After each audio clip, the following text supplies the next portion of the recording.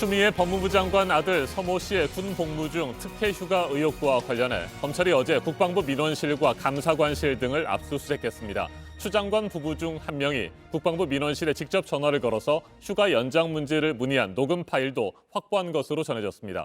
그동안 추미애 장관은 본인이 직접 국방부에 연락한 사실이 없다고 주장했던 만큼 의혹의 실체에 접근하는 중요한 열쇠가 될 것으로 보입니다. 네, 검찰은 이 녹음 파일을 바탕으로 민원실에 전화를 했을 때 단순 문의였는지 아니면 지위를 이용한 청탁으로 여겨질 만한 부적절한 내용이 있었는지 파악할 방침입니다. 첫 소식 박지훈 기자입니다. 어젯밤 서울 용산구 국방부 민원실입니다. 검찰 관계자들이 압수물 박스를 들고 나옵니다. 통화 녹취랑 메인 서버 기록 확보하셨을 텐데 추미애 장관 아들 휴가 관련 기록 확보하셨습니까? 검찰은 어제 국방부 민원실과 감사관실, 국방전산정보원, 육군본부 정보체계 관리단을 압수수색했습니다. 이 과정에서 지난 2017년 6월 14일 추미애 법무부 장관 부부 중 한 명이 국방부 민원실에 전화를 걸어서 아들 휴가 연장 문제를 문의한 녹음 파일을 확보한 것으로 전해졌습니다. 통화 다음 날인 2017년 6월 15일 추 장관 아들 서모 씨의 2차 병가 면담 기록에 따르면 부모님이 민원을 넣었다고 돼 있습니다. 하지만 추 장관 본인은 민원 전화를 걸지 않았다고 부인해왔습니다. 이 병가 연장을 위해서 국방부 민원실 또는 국방부에 연락한 사람이 장관님입니까? 남편분이십니까? 저는 연락한 사실이 없고요. 그럼 제 남편에게 제가 물어볼 형편이 못 되고요. 그동안 추 장관 주장의 사실 여부를 확인할 전화 녹음 파일 입수는 어려웠습니다. 개인정보 보호 관련 예규에 따라서 해당 민원 전화 녹음 파일이 국방부 콜센터 저장 데이터에서 지난 6월 삭제됐기 때문입니다. 그런데 8개월 동안 수사를 진행하고도 결과를 내놓지 못하는 데 대해서 비판이 고조되자 검찰이 뒤늦게 군 중앙 서버에서 녹음 파일을 압수했다는 지적이 나옵니다.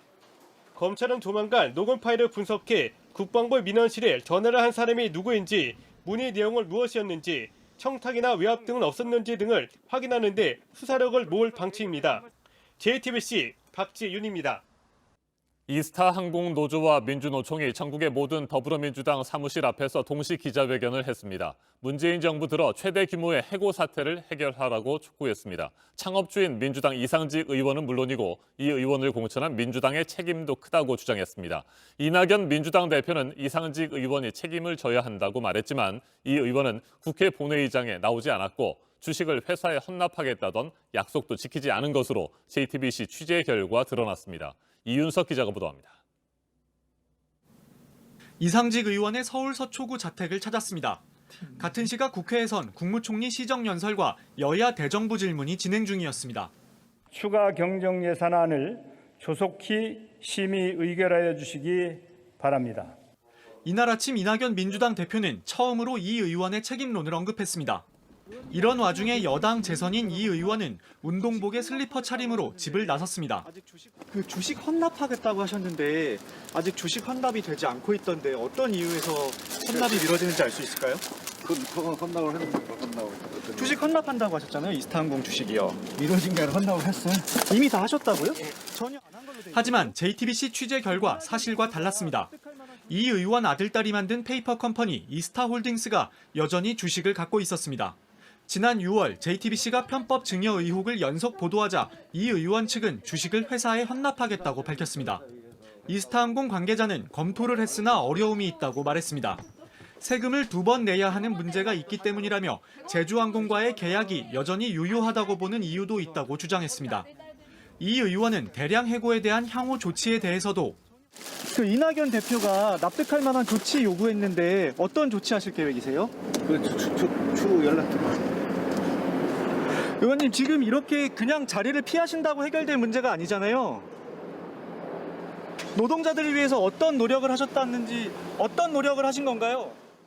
아무런 답을 하지 않았습니다. 심상정 정의당 대표는 정세균 국무총리를 향해 이렇게 말했습니다. 이런 악덕 기업주에게 금배지를 달아준 집권 여당이 이렇게 나몰라라 할 수 있는 겁니까? 이런 가운데 딸 이수지 홀딩스 대표는 서울 여의도 고급 오피스텔에서 김포공항 근처 작은 규모 오피스텔로 사무실을 옮겼습니다. 법인 재산으로 빌린 고급 오피스텔 실거주 의혹이 있다는 JTBC 보도 직후인 지난 7월 사무실을 옮긴 것으로 확인됐습니다. JTBC 이윤석입니다.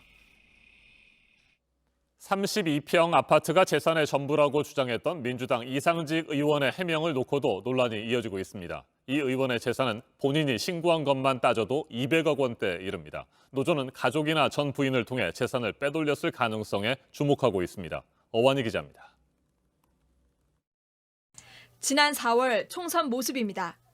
유세 현장에도 당선되는 순간에도 이상직 의원 옆에는 한 여성이 있습니다. 19년 전인 2001년 이혼한 전 부인입니다. 저희가 입사했을 때 얘기하기는 이혼이 된 상태라고 얘기를 들었었어요. 대전 얘기지만 쉽게 말하면 사업하는 사람들이 이게 잘못되면 재산 문제가 생길 수가 있잖아요. 혼자만 하다. 서초구 자택 인근 주민들도 같은 말을 합니다. 살고 계시요. 부인분도요? 보셨어요? 네, 잘 봤죠. 중년 여성분이요? 네. 사모님하고 뵀으니까 왔다 갔다 하고 몇 번 봤고 며칠 동안은 못 봤어요. 노조 측은 전 부인 앞으로 재산이 있을 가능성이 크다고 주장합니다. 충분히 이 사실혼 관계다라고밖에 볼 수가 없는 거예요. 아들의 유학비며 그쪽에서의 생활비 이런 문제들을 도대체 어떻게 해결하느냐를 의심해 볼 필요가 있다는 거죠. 최근 공개한 재산 내역에 이 의원의 배우자란은 없습니다. 법률상 배우자가 아닌 상태에는 그 신고 의무가 이제 형식적으로는 배제되기 때문에 아마 그것을 노린 게 아닌가 싶습니다. 이 의원의 형 이경희 대표는 과거 이스타항공 계열사를 운영하면서 회사 돈을 빼돌려 이 의원의 전 부인에게 4억 원이 넘는 돈을 줬습니다. 당시 재판부는 이 대표가 저지른 횡령의 이익 대부분은 이상직 의원이 취한 것으로 보인다고 지적했습니다. 자연스레 이 의원의 형 이경희 대표가 또 다른 차명재산 의혹의 핵심으로 제기됩니다. 현재 이경희 씨가 대표로 있는 BD 인터내셔널은 이스타항공의 2대 주주입니다. 이 의원 측은 형님의 회사로 이 의원과는 무관하다고 했습니다. 하지만 이 대표는 JTBC와의 인터뷰에서 아무것도 모른다고 합니다. 지금 전혀 내가 그런 걸 관여를 않다 보니까 네. 전혀 모르겠어요. 모르겠고 네. 제가 지금 아는 게 없습니다. 앞서 최대 주주인 이스타홀딩스 이수지 대표 역시 회사 경영 관련 질문에 모르겠다는 말만 반복했습니다. 참여연대는 최대 주주와 2대 주주 모두 모르는 일이라고 한다면 당국은 차명재산 의혹 등을 조사하는 게 순리라고 지적했습니다. JTBC 어환입니다.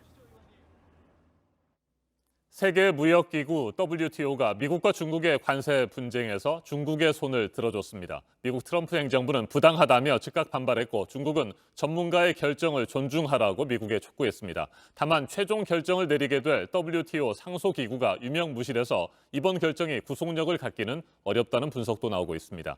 워싱턴을 연결합니다. 임종주 특파원, 세계무역기구 WTO의 이번 결정은 트럼프 행정부가 그동안 중국 측에 부과했던 일련의 관세에 대한 첫 번째 판정이죠.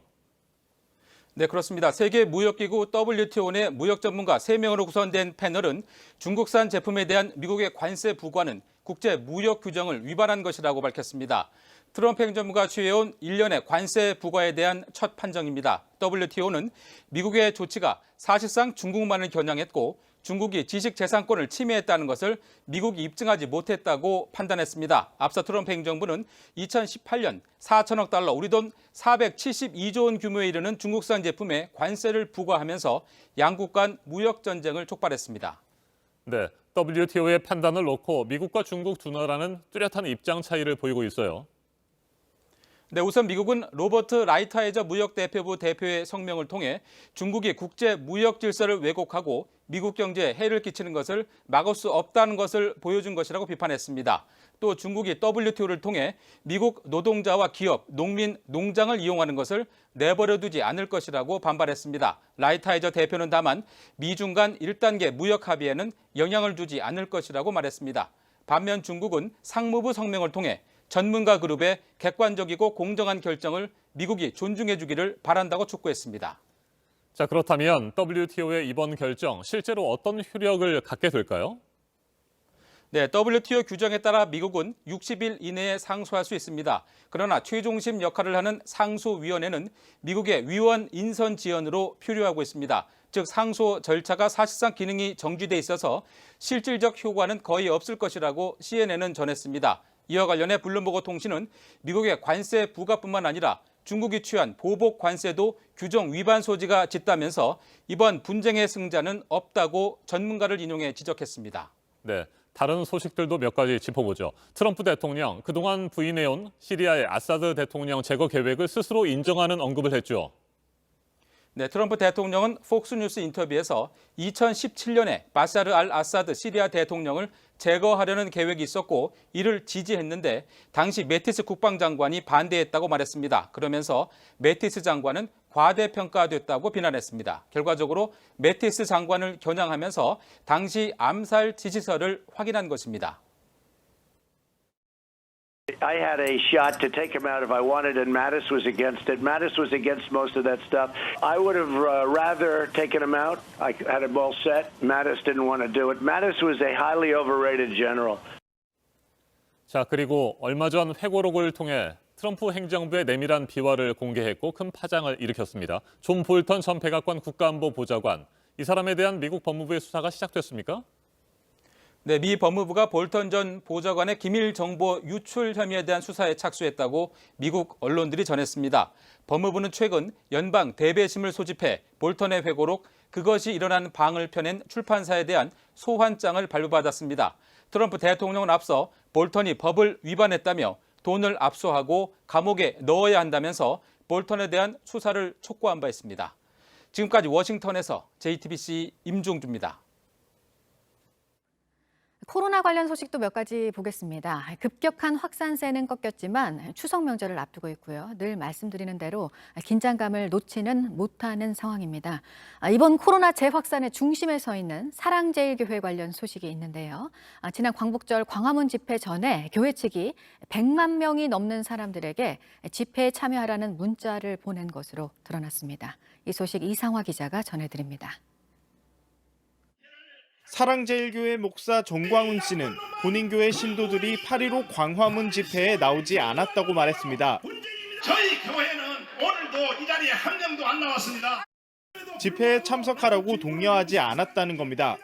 수도권 유행이 시작한 후에도 교회는 같은 입장을 고수했습니다.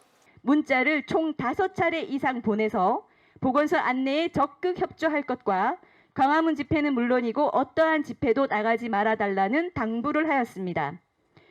하지만 경찰이 지난달 사랑제일교회를 압수수색한 결과는 달랐습니다.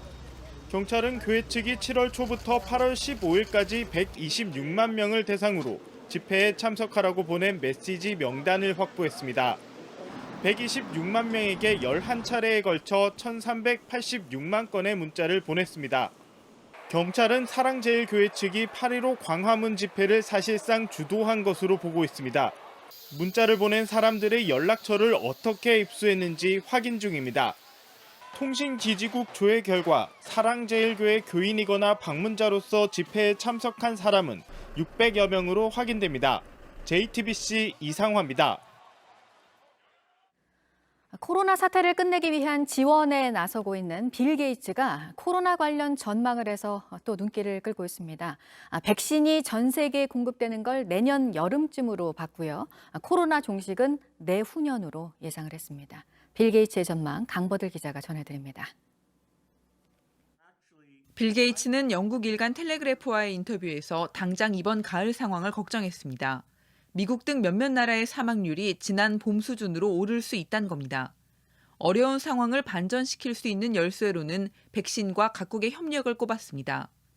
백신이 내년 여름 보급되면 확진자 숫자 등이 급격히 줄어들고 2022년쯤에는 상황이 종료될 것으로 내다봤습니다. 국가별 대응에 대해서는 미국과 영국은 한국이나 대만처럼 잘하지 못했다고 평가했습니다. 메르스와 사스에서 교훈을 얻은 한국, 대만과 달리 미국은 신속한 검사 등 상황 초기 대응에 실패했다고 했습니다.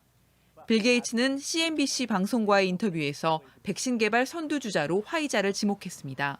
트럼프 미국 대통령의 바람과 달리 11월 3일 미국 대선 전 백신이 나올 가능성은 거의 없지만 3상 임상시험 등이 완벽하게 진행된다면 화이자가 10월 말까지 긴급 사용 승인을 신청할 유일한 회사란 겁니다. 화이자는 최근 임상시험 참가자를 늘리겠다고 미국 FDA에 신청했는데 시험 참가자들에게서 중간 또는 경미한 정도의 부작용이 나타났다고 밝혔습니다. JTBC 강버들입니다.